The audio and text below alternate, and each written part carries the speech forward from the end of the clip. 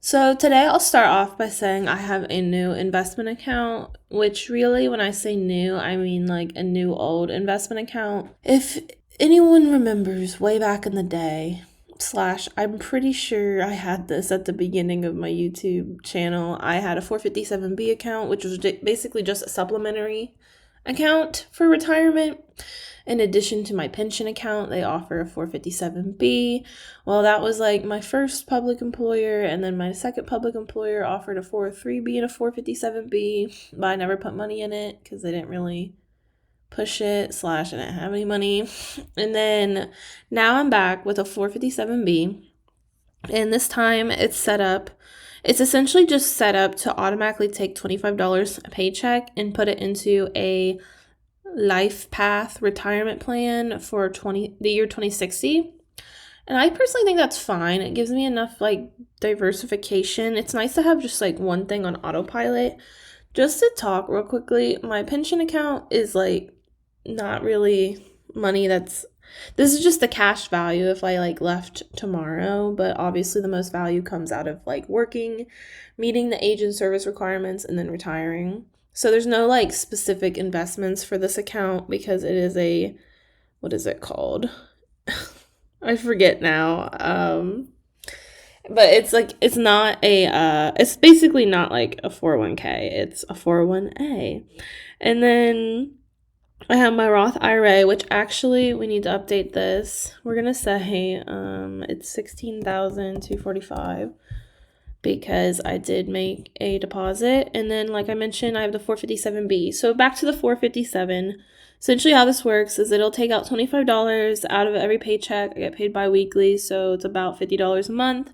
And then at the July of every month, I have it set up to where it automatically increases by $30. And they have this like fun little infographic that says like how much additional money you can save just by setting up automatic increases for just, it doesn't seem like a ton of money each year, so it can add up over time, and obviously over time means like over 30 hours. But yes, that's finally started happening today, which brings me to my next point. I have less money to assign because now that this is coming out of my paycheck, that means my net take home is less. So yeah, speaking of the Roth IRA, I should go ahead and track the deposit or the outflow from my bank account that's it. I contributed $400.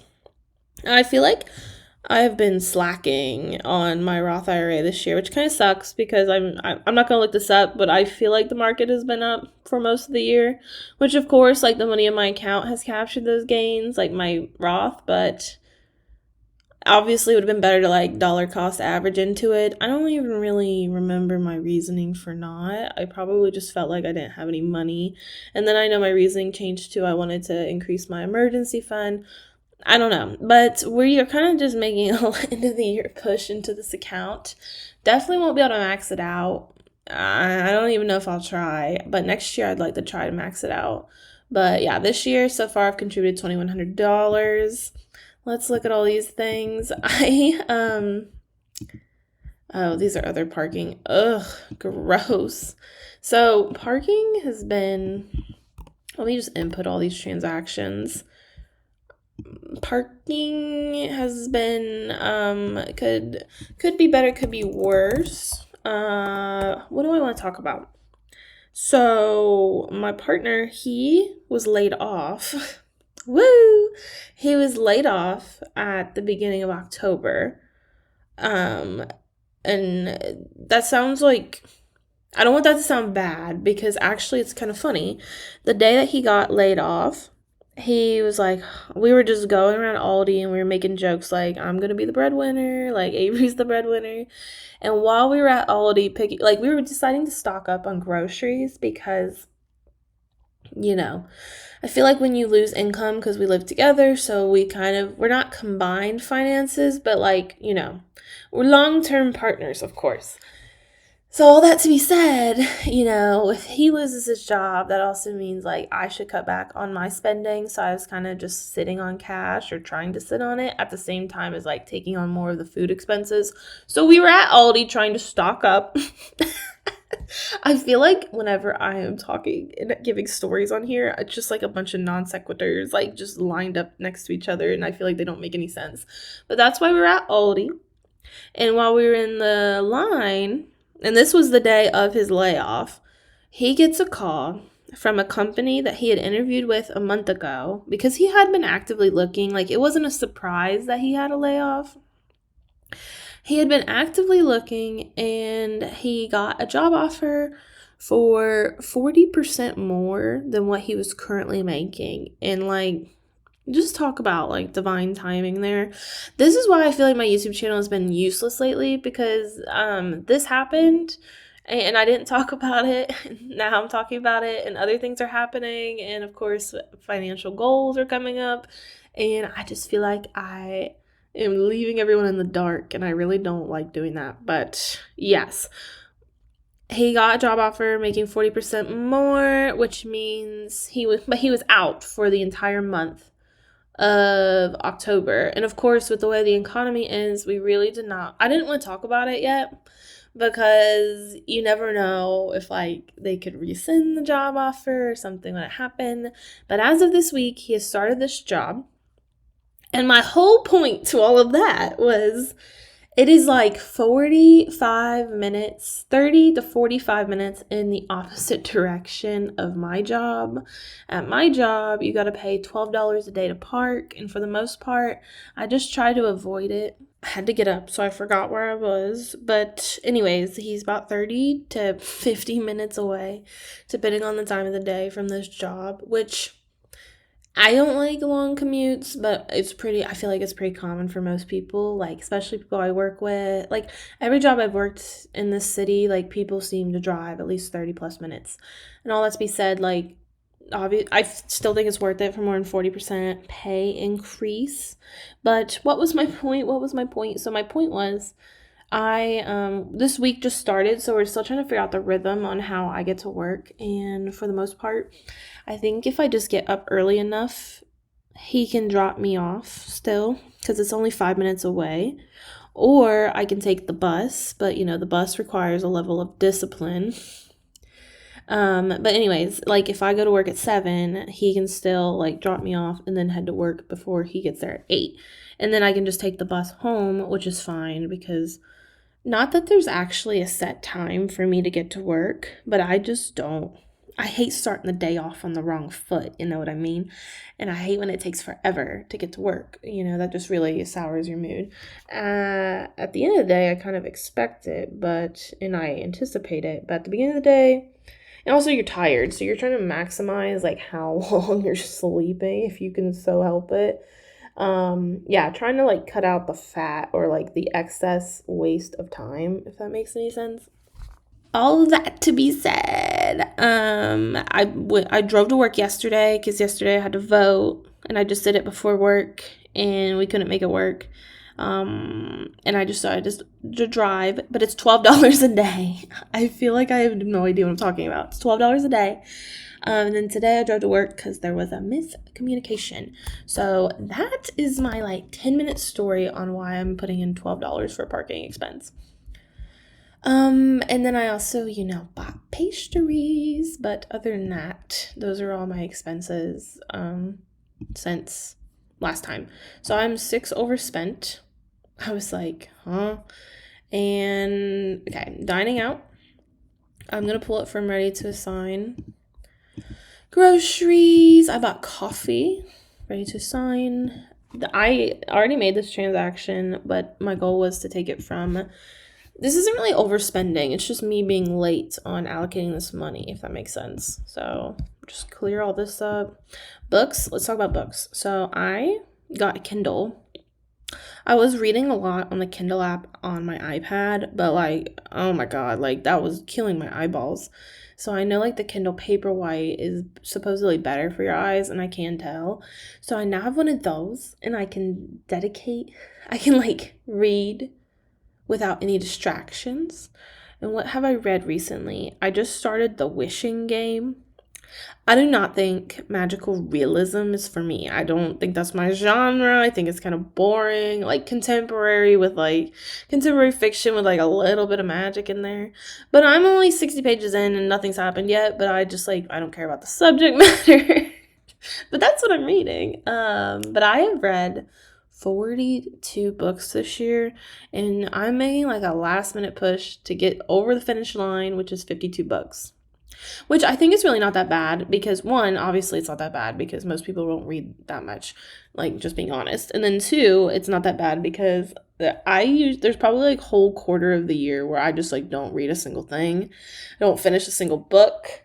So it's pretty impressive, all things considered, in my opinion. But all that to be said, I am watching the Kindle daily deals like a hawk. I've got a list, I'm checking everything, and like whenever a book that comes up that I want to read, I will, and it's on the Kindle daily deal, like it's just like $2 to $5. I will just make a purchase for it and I can add it to my Kindle.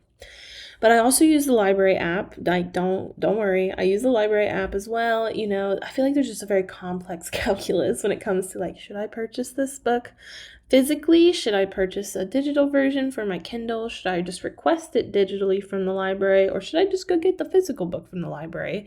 Like, whole mountains are moved in my mind making these decisions. But that is why I have this books category, is I'm trying to track my how much I'm spending on these. But ultimately it's just going to become a category that's like, actually, I think I'm going to cover this one. Actually, I might already spend it. Eventually it'll become just not necessarily a specific category that I allocate money to, but more of a tracking category that I'll just move money from my fun category, which is also over budget. Okay, so ready to assign. All right, so now I can actually assign the rest of the money to the bills. I forgot to mention I'm using the budgeting software YNAB, or You Need a Budget. I'll have a link down below if you want to try out a free trial.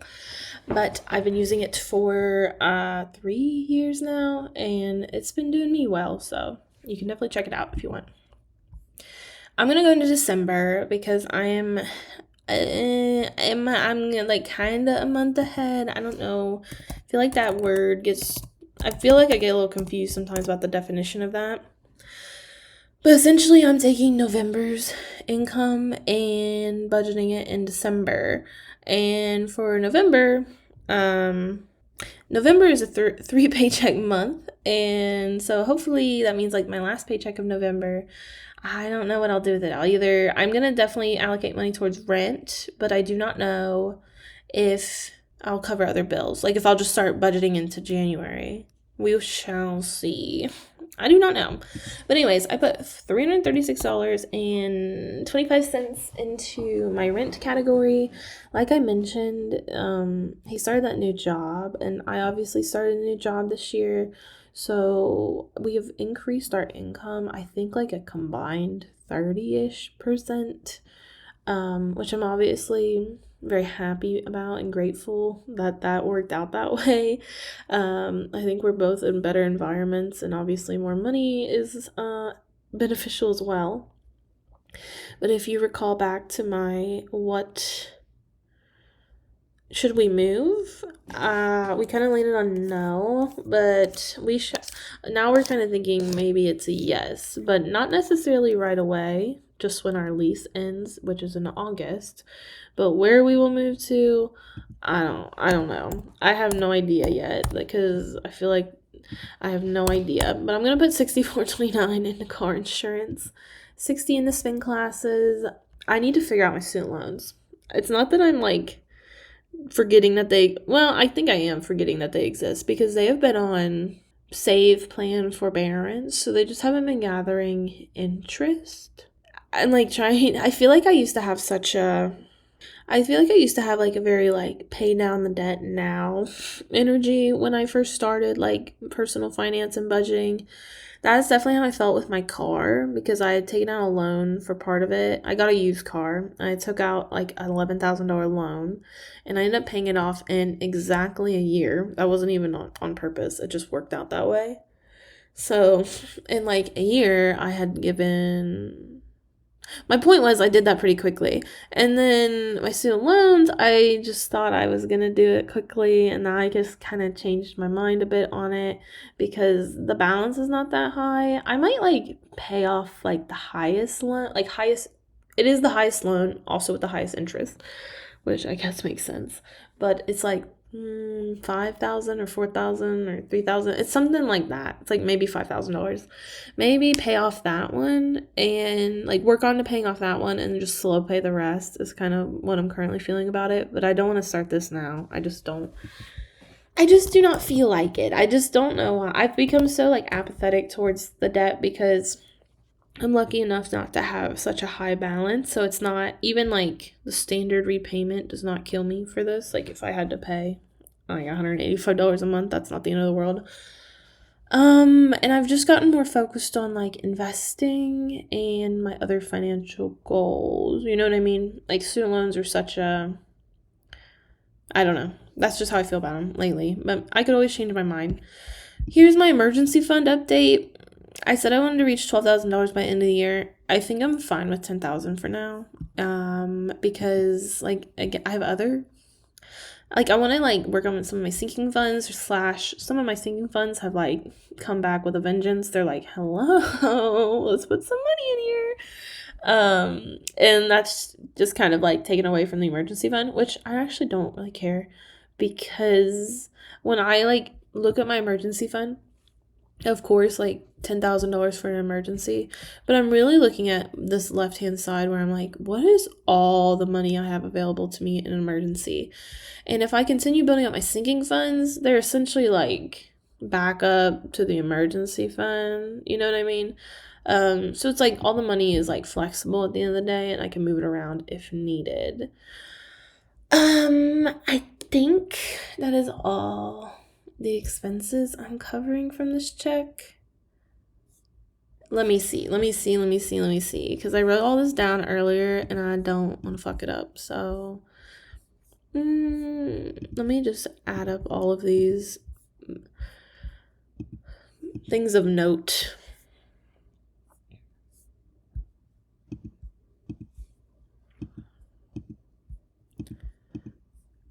$577.67. Okay, I think I'm done. Okay, so let's go back into November because I have $680.97 remaining. What is it about like filming that makes me forget all of my goals in life? So what do I want to do?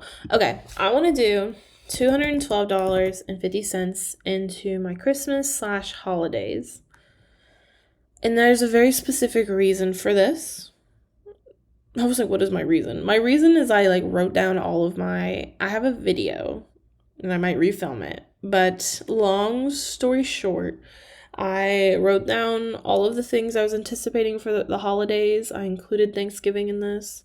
I looked at how much money I currently had saved and I had determined that I need to save an additional $212.50 per paycheck in order to feel like I'm not cutting it too close or being too stingy, or I just wanted to have more money for this if I shall choose, because I'm anticipating that I'll probably spend more money than $500. And that is where I came up with $212.50 needs to go into my Christmas fund. And then I want to put money into Cece's groom. I'm going to put in her, just building this up, I'm going to put in her $45 in there. And then I want to go to, I feel like I'm forgetting something hardcore because I don't think I should have this much money remaining. Let me go grab my notebook. Okay, so I'm back with my notebook, and my notebook is telling me I need to put $100 into the transportation category because 1, I need to fill up my gas tank, and 2, just in case I have additional parking expenses. So $100 it is. I'll probably continue to have that going up. And then I'm going to cover some additional expenses from December is what my notes from earlier are telling me. So $29.17 to my Amex annual fee. So this American Express card essentially is a travel card. I don't know what I have, like a Delta Platinum maybe, Delta something. So obviously it earns me miles towards Delta flights. And the big benefit of this card is that after each year, you will get an additional, like, you get what's called a companion pass. So my understanding of this is, like, essentially I can, like, it's almost like a buy one get one with flights, is how I understand this. Obviously you pay, like, the taxes and fees or whatever, but it's essentially a buy one get one. And I feel like my airport, like, we are not a hot commodity. So our flights suck and the flights are kind of expensive. So basically in my head, as long as we get a free flight or a companion flight for the price of $350 or more, like the value, that makes the card worth it. That being said, I've had the card for a year now, and you get it on your 1-year anniversary, 2-year anniversary, and blah, blah, blah. So I just got it in August, and we haven't used it yet, and we're not sure where we'll go, but there's benefits to it. Like, it goes anywhere in the continental United States. They added Hawaii and Alaska, and, like, to me, I'm like, okay, we should go to Hawaii or Alaska. That would be a way better deal than, like, going to, like, New York or whatever, because that's not very far away. But I don't know. We will see. And they also added, like, some of the Central America, like, parts outside the United States. I don't remember the specific countries, but they did expand this. But $350 a year is kind of a lot of money for a credit card annual fee. The first year, I got, like, an introductory bonus miles. All that to be said, we're playing it by ear. Once I actually use the companion pass or companion flight sometime this year, like, we'll go somewhere, it will probably help me determine, like, if I think it's worth it to pay for another year of this. Until then, it's in the budget and I'm allocating money to it. So $8.25 to YNAB and $8.50 to Costco. I think I have this right. Costco, yes. We have the, like, executive membership. I think that's it. The more expensive one.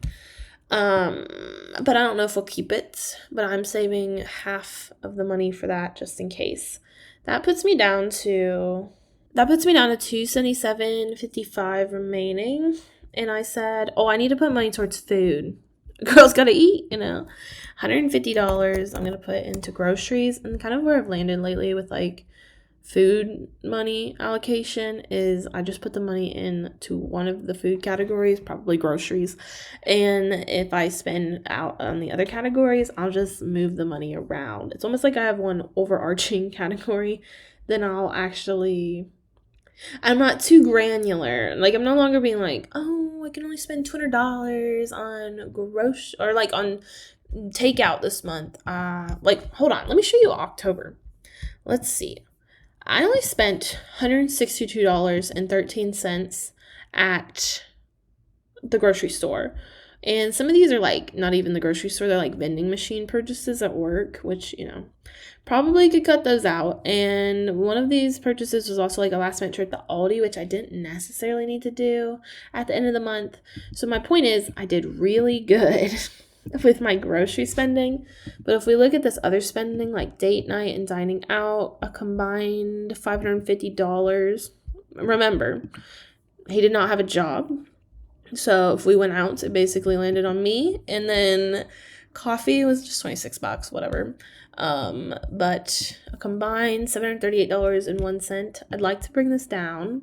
I was doing so well for the month of October until the very end, which I feel like I just go one of two ways when it comes to food spending. I either blow the whole budget in, like, the first week of the month and I'm just crawling from behind, or I can do okay but then blow it at the last week of the month. So who knows? I have $127.55 remaining. I'm gonna put $27.15 into Black Friday. I will say, when I was giving my whole spiel about, like, Christmas earlier, I don't know if I meant, when I say I need $212.50, I don't know if this includes how much I wanted to budget for Black Friday. But I guess it's not bad. You can never overdo it, I guess, when it comes to holiday spending. Well, you can, but my point is, I can never oversave for holiday spending. So if I have too much money, I can always move it away, but it's harder to find the money if I don't budget it in the first place. See what I'm saying? And then the remaining $100, I think I was going to put this all in medical, but I actually think I'm going to put $25 into fund money and then the remaining 75 into medical. And that should be okay. Be okay until next week when I get paid again, because I'm a week behind. So everything's kind of just like, it seems like I'm getting paid all the time. I'm not. I just keep not budgeting that quickly because I just kind of put it off. And I think it should be better now that Nathan has his job again. Has a job again, I guess. I hopefully won't feel like I need to hoard as much money. You know what I'm saying? But yeah, month of November, what's happening? So Thanksgiving is happening. I'm excited for that. We've talked about catering for Thanksgiving. I feel like Thanksgiving has just become a smaller and smaller holiday for my family, at least on my mom's side. Like, it's just me and my mom, my siblings and whatnot. And then my dad's side is like, I don't know, slightly bigger, but it's still the same thing. Just like direct step siblings, whatever. So those are two different things. I just got a text message asking me what I'm getting my stepmom for her birthday. And reader, listener, I was not going to get her anything. That was going to be my next thing. So tomorrow I'm going to Longhorn Steakhouse. I have to go like an hour away after work to Longhorn Steakhouse near my hometown in order to celebrate my stepmom's birthday, because it's her birthday today, but we're celebrating tomorrow. And I'm being asked, what am I getting her as a gift? And I didn't think she wanted a gift. But maybe I'll have to change some money around. But I was not planning on getting her a gift. I was planning on coming to the party, because we just don't, I feel like we're not a big gift giving group, especially as we get older. But who knows? Maybe I'll get peer pressured into a gift. And then on Friday, I took the day off. So excited. This is my first like real day off, like actual day off. Not have to like, it's a personal day on Friday. And me and my sister are going to Cincinnati for the Billie Eilish concert. So we've had tickets for that for a while. So we're going to go to that on Friday. And then I think Sunday, me, her, and one of her friends, we're going to do something here. I don't know what, but we might do something else in addition. But I'm very excited for Friday to be, what's the word? I'm just excited to have that day off. I'm so excited because then Thursday I have to drive very far for the birthday. So I'll get back late, which means I'm just going to be tired. I don't want to, okay? So I'm taking the day off because we got to travel a few hours to Cincinnati. And then Monday, I have it off because it's Veterans Day. So I get a long weekend. And then, I have news. I have jury duty. I forgot about this. This is what I'm saying. Everything's been happening in the background. This is my first time selected for jury duty. But that is the week before Thanksgiving. So I'm going to be out of the office that week is my understanding. And I'm kind of excited for it. I know a lot of people don't like jury duty, but I've never done it before. I know it can be boring. It's possible you don't get selected for anything, but essentially it says I'll probably be there for a week, maybe a little longer. So that's the week before Thanksgiving. This is a month. I'm going to have quite the month. When I'm realizing this, like, jury duty is going to cost me money, I think. But it's fine. Because I get the paid time off, but they take the jury duty pay. But I have to go downtown to park. But I could take the bus. But do I want to be late? And then what do I eat? Like, it's just a whole different thing. But it's not that far away from my actual work because I just work downtown as well. My whole point is I probably will not be working that week because I'll be busy at jury duty. And then the week after will be Thanksgiving, but my boss, my department, they announced that they are letting us work from home. I'm in office pretty much 5 days a week. It's terrible. It's horrible. Really don't. Here's my recommendation to you guys. If you have a hybrid job, I'm not even going to talk to you remote people because I know you're never going to go back to the office. Like, you will do everything in your power not to go to the office. But if you are my hybrid people, you need to hold on to it because going to work every day is terrible. That being said, we've been given a light reprieve. So the week of Thanksgiving, I'll get to work from home, which will be so nice. And then for the week of Christmas, they're letting us work from home. And the week of New Year's, I'm like, wow, this is more than I expected. I was expecting like maybe Black Friday and maybe Christmas Eve. And then, yeah, so I'm just kind of like, I feel pretty optimistic about the end of the year. I don't know. I'm just looking forward to things. Feel like I'm in a good mood about it. I've been going to spin class again. I won't call it consistently, but I'm ramping up. I'm getting a routine down, even when I have to go to the office, whatever. But yeah. Thank you all for watching. If you like this video, please like it. It helps out my channel. If you want to see more budgeting content, definitely subscribe and stick around. Me and Nathan are probably going to do more like couples budgeting, like financial goal setting, starting end of this year, early next. So I guess you'll get to meet him. You'll get to meet him. I won't just be mentioned in the background anymore. But yeah, thanks for watching. I hope you're having a good week, and I'll see you on the next one. Bye now.